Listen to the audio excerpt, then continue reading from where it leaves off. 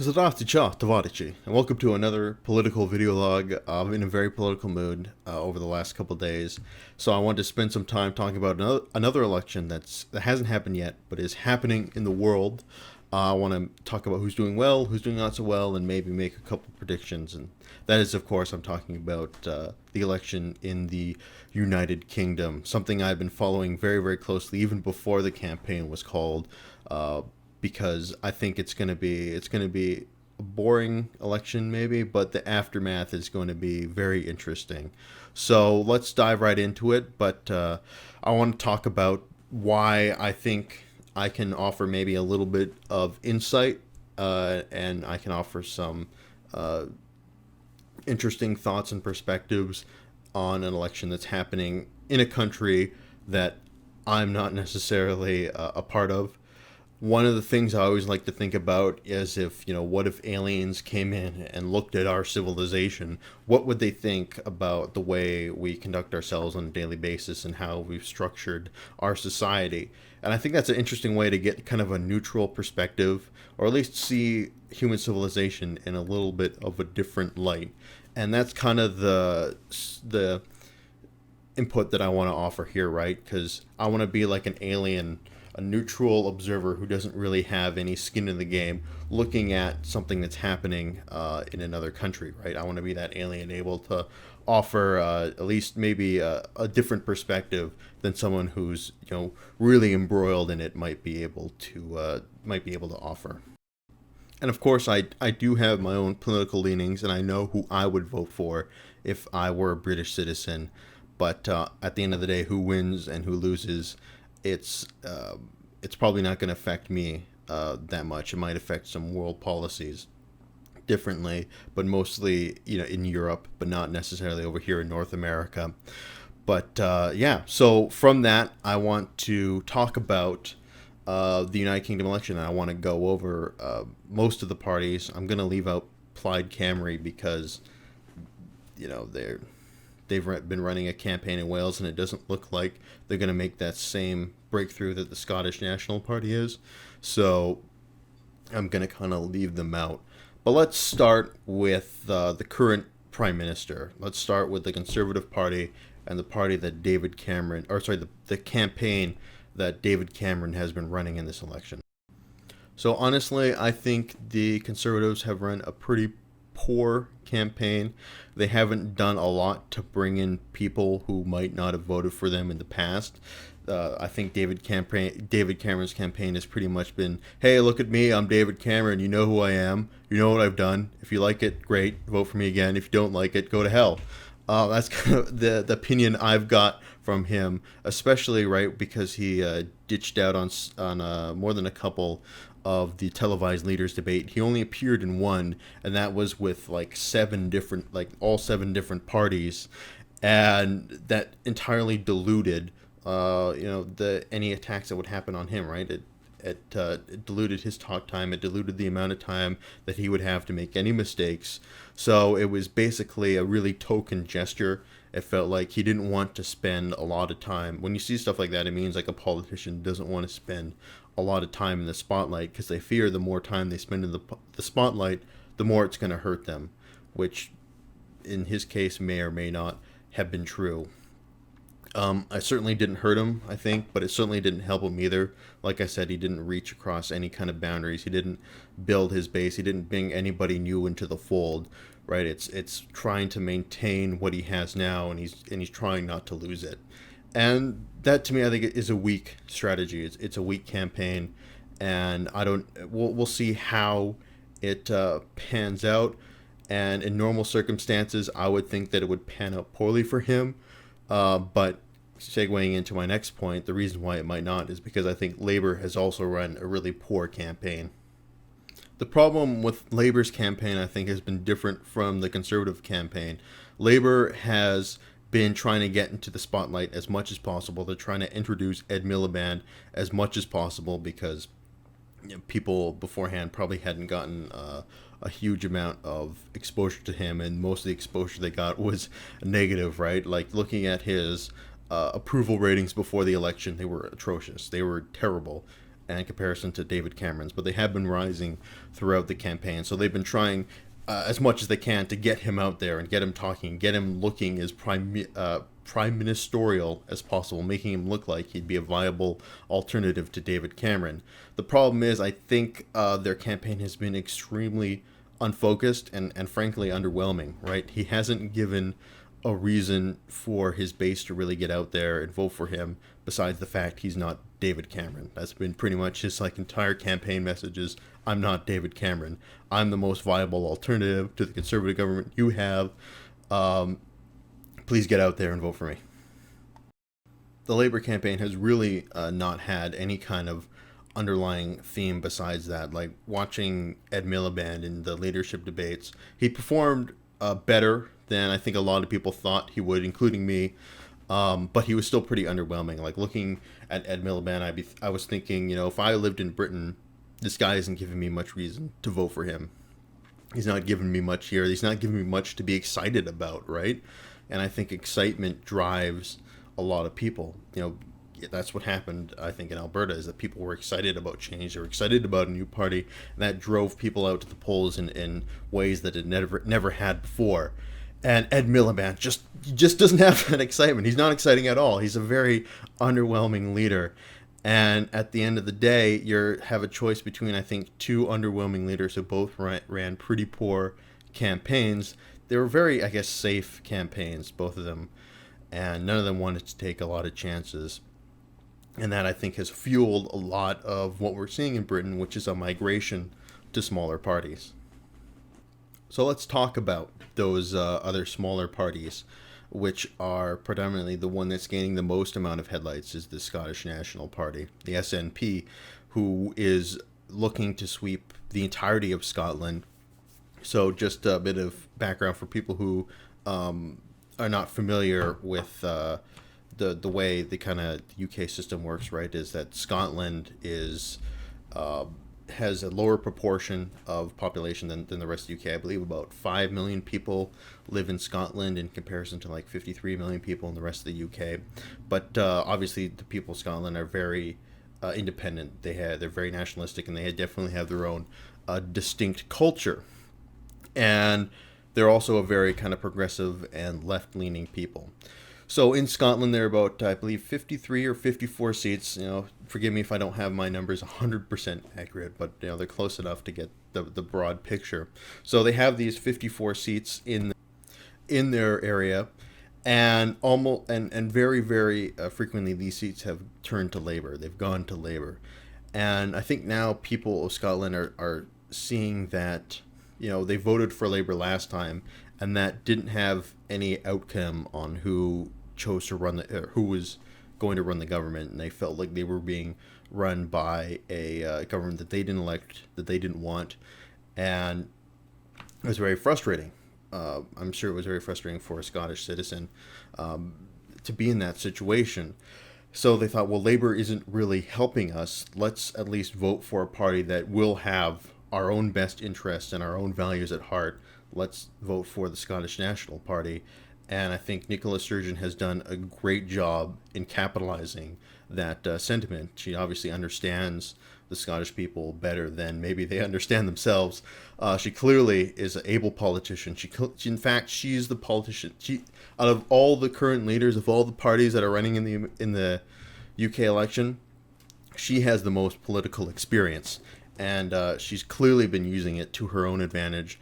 Run a great campaign, strong on social media, strong on, like I said, that excitement, giving people hope, giving the Scottish people something that they can vote for that is exciting for them, to be able to vote for the chance to really impact the next parliament that's going to happen in ways that they haven't had the opportunity to do before. So without a doubt, I think Nicola Sturgeon has done a very, very good job. And I think that the Scottish National Party is going to come close to sweeping all of Scotland. If not, they might actually sweep everything if things really go in their favor. I don't think they're going to get 100%, but they're going to get like 90% of the seats. And I don't think that, like I said, I don't think that feeling's going away anytime soon. Certainly not on election day. Let's move on to the Liberal Democrats. The Liberal Democrats are kind of their centrist party, like they're in between Conservative Party and then the Labour Party, and their current leader Nick Clegg, he's actually I think getting a little bit of a resurgence. I think the campaign has helped him pick up a few percentage points, but he is definitely not going to claim the amount of power he did in the 2010 election. He's not going to be anywhere near that amount. I think they're going to lose at least half of their MPs, and that's and it's interesting to see kind of why. One, I think people just don't trust Nick Clegg, and that's because he promised he wouldn't raise tuition fees, but he did famously. And there's this great song that that when that all happened, that they did some great auto tuning about Nick Clegg and he had this like apology video and someone auto tuned it. It was just hilarious, and I think that's really he's been unable to escape that. No one really trusts him, and again, the Liberal Democrats aren't exactly an exciting party, right? I did talk to someone because I have been talking to a lot of people from Britain about this campaign. I talked to someone who was a very hardcore Liberal Democrat supporter, and he was really excited about the Liberal Democrats, and that's good on him. And I'm happy he's passionate about the party. And I think more people really need to be passionate about politics. But to me, it's like they're offering. It's like, well, we're not going to do what the other guys are going to do.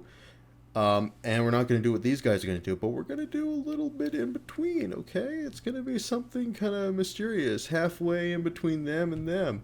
And that's not an exciting prospect, because you think, well, if I'm leaning Labor, why would I vote for something in between? I'm going to vote Labor. If I'm leaning Conservative, why do I vote for someone in between?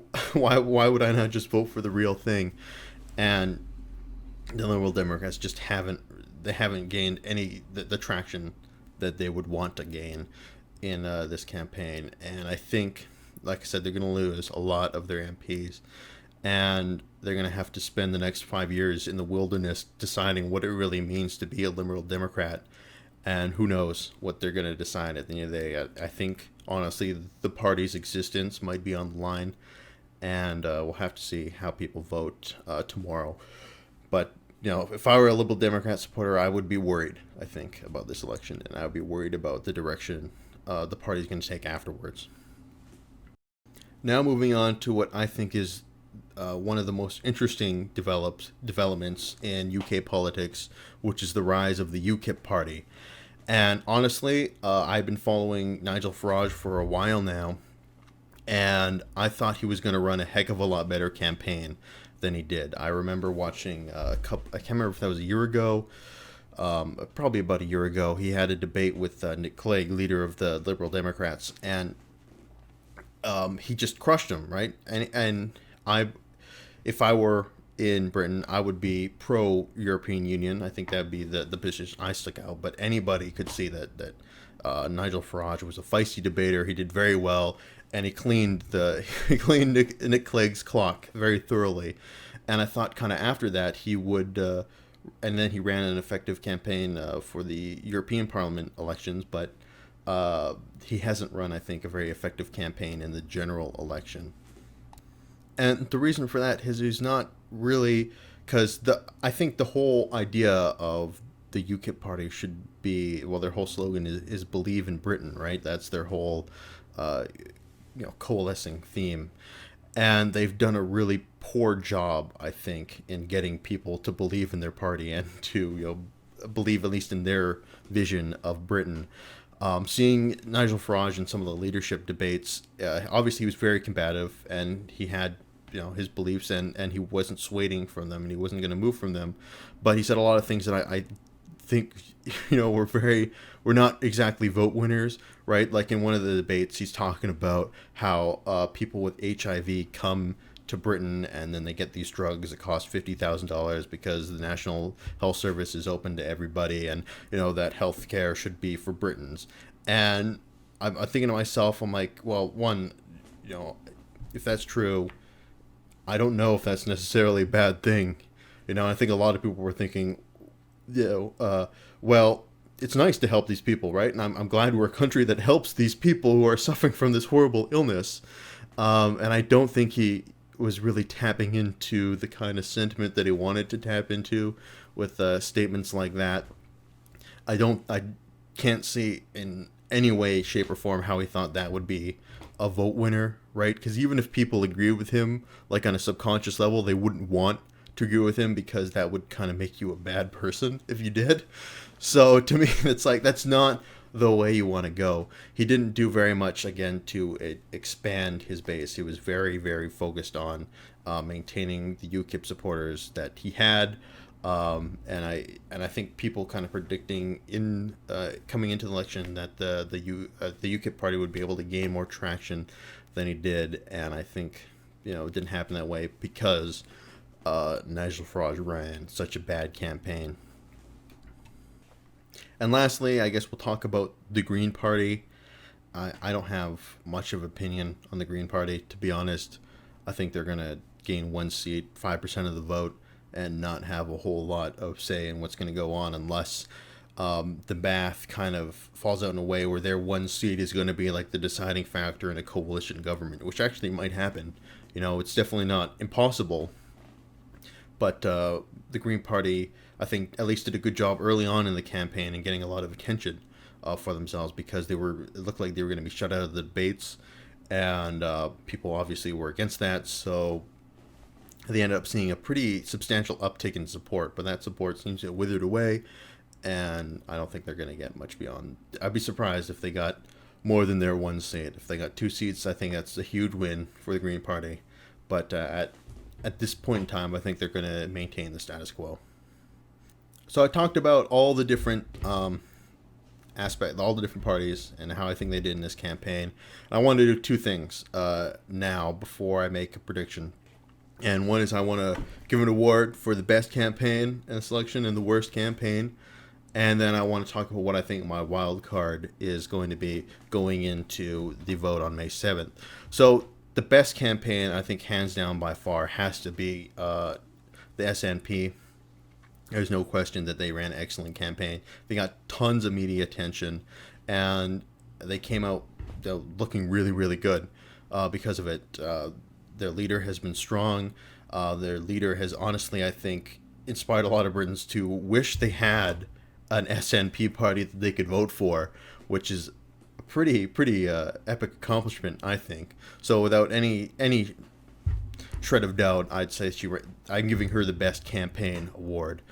And worst campaign, I don't know. I would think that I'd probably give it to UKIP, because I think they were poised to ride a lot of momentum they had been gaining, and Nigel Farage really squandered it. I think he definitely didn't come up looking like that feisty kind of debater, that really strong politician that he did against Nick Clegg.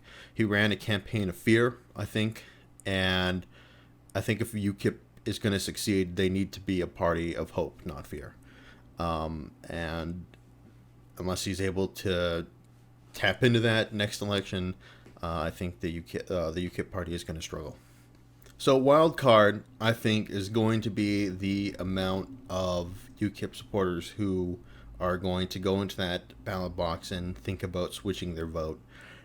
Because according to the polling, which I generally have a tendency to believe, because I think polls are often more accurate than they are inaccurate, it's going to be a really tight race. It's going to be really tight between Labour and Conservatives in terms of who's going to be the biggest party going into the next government. And I think if even just 1 or 2% of those UKIP voters are going into the polling booth and deciding, maybe I'm going to go back, maybe I'm going to switch back to David Cameron and give my vote to him instead of Nigel Farage.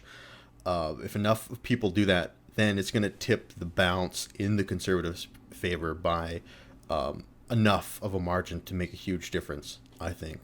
So that's what I would look for going into this campaign, whether or not the UKIP support maintains where it is or if it goes back to the Conservatives, because if enough of those people go back to the Conservatives, then they can win enough seats to come close to forming the next government.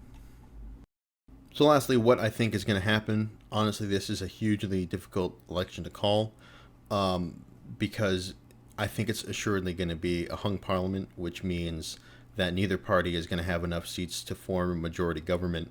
They're going to have to cobble together a coalition of other parties. And generally speaking, the wisdom is saying that Ed Miliband and Labour have the edge in that coalition building. However, he's been going out on the warpath saying no coalition with the Scottish National Party, blah, blah, blah, blah, blah. And actually, I think that's helping him because he's seeing a little rise in his polls just before the election's about to start. But we'll see. I think the Conservatives are going to do better than people are thinking they will. It's very strange. The Conservatives have only been in power for one term. Excuse me. They've only been in power for one term. And I think it's a little early for the people of Britain to throw him out.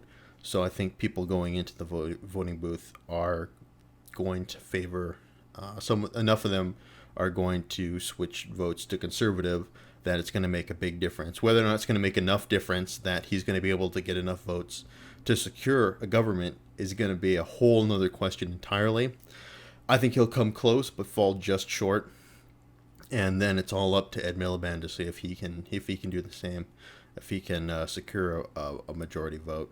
And at this point, who the hell knows? I feel like it's going to be, like I said, the campaign and the election itself has been pretty boring. But what's going to happen after is going to be something to watch, because I think the face of British politics might change substantially.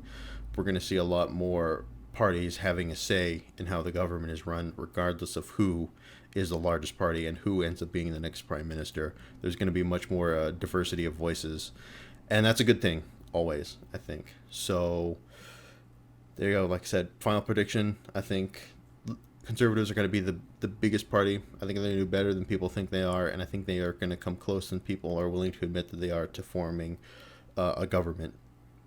But again, with this kind of election, you never know. So we'll see. We'll come back. Actually, this probably is going to go up on election day if I'm able to edit this in time. It might go up today. I'm on May 6th, right? The election day is tomorrow, so we'll see. But anyway, regardless, we'll see fairly shortly how the chips will fall, and it's gonna be a vote count I'm gonna be glued to the screen for. So with that, I want to thank you guys for watching. This has been Snellinator signing off for now, and until next time, you guys take care.